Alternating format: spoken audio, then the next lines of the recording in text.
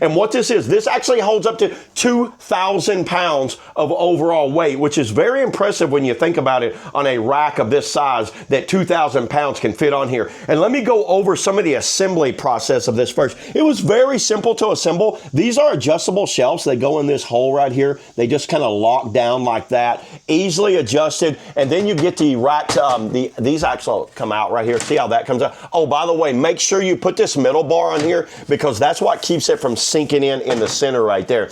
I had this thing together in maybe 15 minutes by myself, just throwing it together. It was super simple. And to put this middle section together right here, you have to make sure that these go up. These just pop in. Oh, it does actually fold down and go in a long ways. Say if you want to run it long ways, you can do that. But I ran mine vertical right there, and it looks like it's a little over around 15 and a half, 16 on its width. And then on the length, it looks like it's around about maybe 32 inches. And the height is 63 inches. I've already measured the height there. And the fact that this thing will hold up to 2,000 pounds, that means you could put tires. I have bicycle tires, but I think you could put car tires on this thing if you really wanted to, and really load this down. This is a heavy battery right here, so I put it down low right there. And actually, I like the ability to adjust these shelves. That's why I went a little lower with this shelf, because I wanted to put heavier items here, and then went a little higher with these. I can really load this thing down. This is something I recommend for anyone that has a shed, garage, or anything like this outdoors, that they really want to have a good solid rack at an affordable cost. There it is, everybody. That's all I got on the